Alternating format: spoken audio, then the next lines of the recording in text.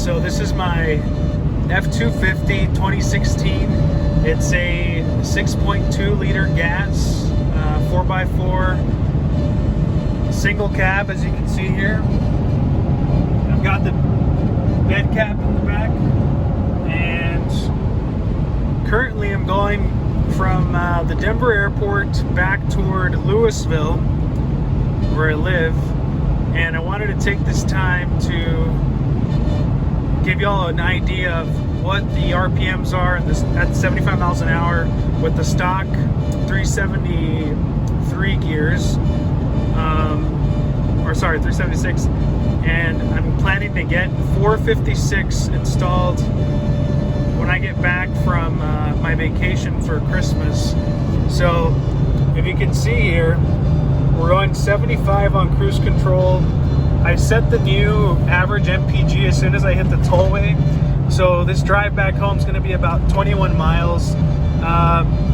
Not super hilly or anything, but you know, I'd say a normal amount for most highway driving. By the way, that little sound you hear over there, some people on the forums and other parts of the internet have talked about the sound on the F250s. It's kind of like a little high-pitched howling sound, and I'm not sure if that's the mirror. Some forums have said that that's the seal on the windshield, so I'll have to get it checked out at some point. I bought this truck used with about 33,000 miles about 3 months ago, but it's in pretty brand new condition. So going back to this, we've got 75 miles an hour.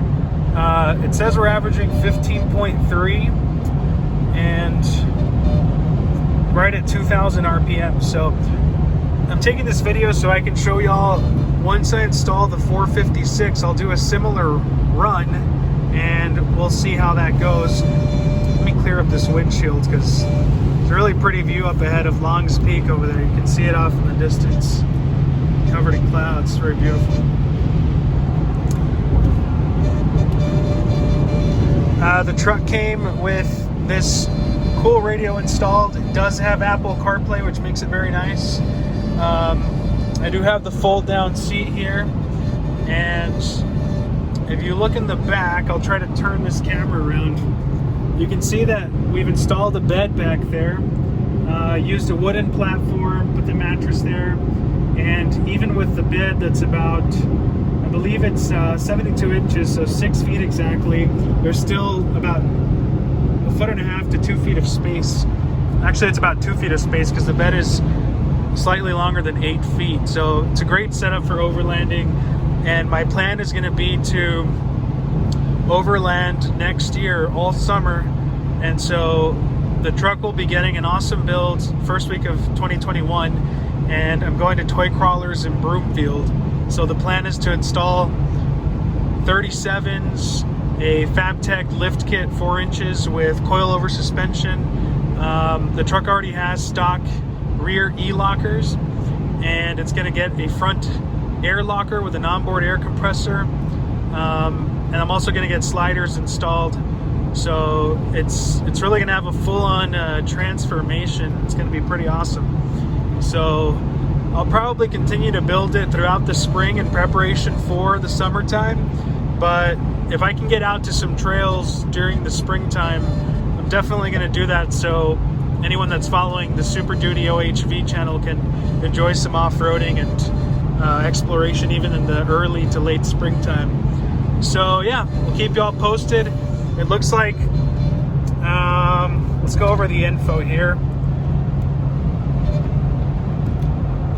So I didn't set the trip on this little section, but in the duration that I've been going, we're getting about 15, kind of fluctuates pretty frequently, but at times when I've driven this truck on the highway, I've seen it go all the way up to 17.6 on the average. So I've never really gotten a clear estimation of its fuel efficiency, but I'm guessing because it's the short bed and it's slightly lighter than the 4-door, that it has a little bit of an edge, plus the camper shell in the back gives it a little aerodynamic advantage. So I think I've eked out about 16 or more MPGs on some highway trips, which is pretty good considering that this is the supposedly very thirsty 6.2. But everything I've looked up, I love this engine. It's an awesome engine. People say it's very reliable. I was reading forums today where People had over 400,000 miles on their 6.2 with regular maintenance and no issues. And it's just, I've had diesel before, and it can be a pain in the rear.